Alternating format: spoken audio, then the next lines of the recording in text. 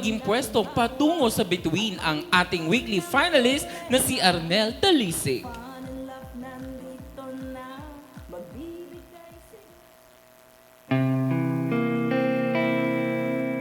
Oh, Danny boy,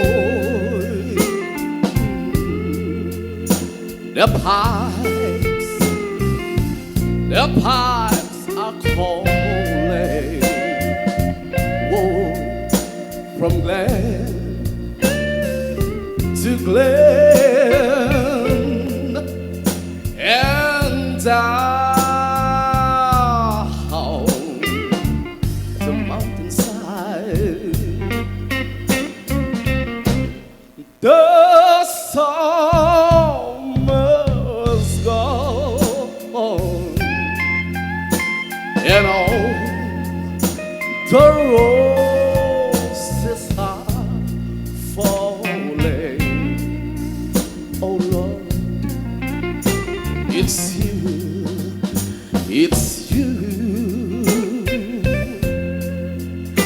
must go, and I must bide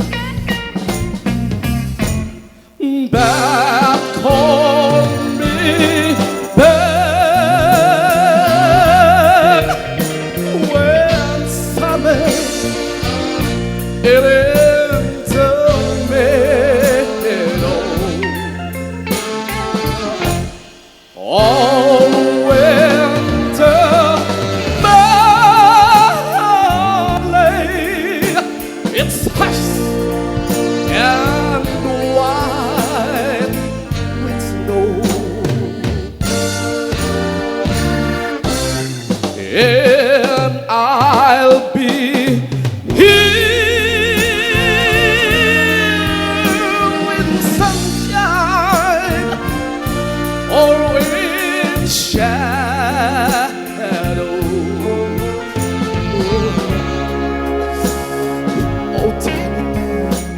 Oh, Danny boy. Oh, Danny boy. I love you so.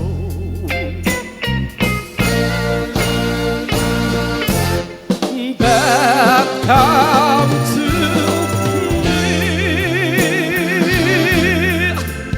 my daddy, daddy. Oh, say you love me. If I am dead, I'll stand, I will, maybe you'll find them kind of place where I am lying,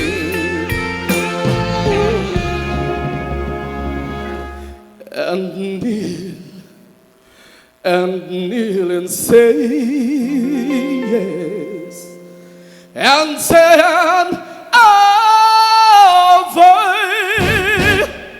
an Ave.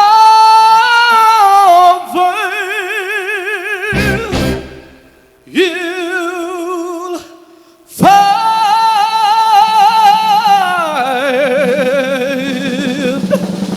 me.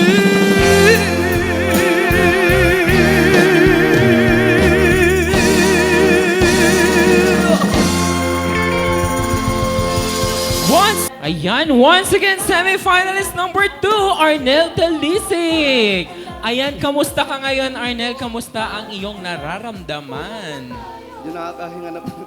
Nakakahinga na, no? Oo. Grabe yung labanan ngayong araw na ito kasi para para talagang linggo. Oh my God. Totoo. Para kung inuwi sa bahay ng mga parents ko, yan yung matugtugan sa bahay, di ba? Yung parang kahit wala siya dito, parang naririnig mo na the normal, di ba? Yes. And Parating na sa parating na sa mamahaling hotel. Totoo. At alam mo yung Sunday's best na naririnig mo, yun yung gigising sa'yo. And for everyone's information, no, si Arnel lang naman nung Daily Winner ang unang nakapagpatayo sa ating tatlong judges. Correct. Diba? Grabe history yon in the making. Isang level up pa siya, no? Oo, anong pakiramdam na ngayong araw na sa weekly final sa Ito yung kinanta niya. Ayan. Ito yung Opo, kinanta. medyo pinaghandaan ko po talaga kasi medyo weekly final na po eh. Kailangan medyo may konting pagbabago pa. Ayan, maraming salamat. At ang tanong, naramdaman kaya ng ating mga hurado ang pagbabago na yan? Correct. Kaya naman, hinga na natin ng opinyon ang ating nag-iisang Jenica Bilasa. Kuya Arnel, napakagaling mo. Grabe, oh, napaganon mo yung bata. Ang galing ng ang galing mo talaga. Yun lang. Ang galing. Ang galing. Thank you po. Ay, Grabe yung projection mo. And nag-level up ka talaga, kuya, lalo. Kaysa sa previous performance mo. Mas lalo kang gumaling ngayon. Napakaganda talaga ng quality ng boses mo. And wala na akong ibang mako-comment. Ang linis ng pagkakanta mo. Basta sobrang galing mo, kuya. Thank you. wow. Yan. Well, I nako. must say, no, ang galing-galing din ni Jenica. Correct. Diba? And for everyone's information, ngayong araw na lang po natin makakasama si Jenica. Oh. Ayan. Maraming salamat, Jenica, sa pagsama sa amin sa Thank you, Pilot Jenica. Week. At sana nag-enjoy ka at sana marami pang opportunity na magbubukas sa'yo, Jenica. Totoo. Ayan po. Thank you. At syempre, tawagin na natin ang ating semi-final, ang ating weekly finalist number 1, si Ave. Hello. Yes, Thank ayan you. At nga syempre, po. para sa kabuuang comment, narito naman si Sir Renz para magbigay ng kabuuang komento. Actually, nagugulat ako kasi sa akin siya binibigay yung overall. Hindi, joke lang. Oo. Sige, oo, sige. Hindi man ako kasing galing ni, of course, si Coach, tsaka ni Jenica. Ayun. So, I have an ears naman, tsaka... And as a talent manager, Yes, as a talent di ba? Manager, yan. So, nag-work naman tayo dyan. Part pa rin ng work natin yan.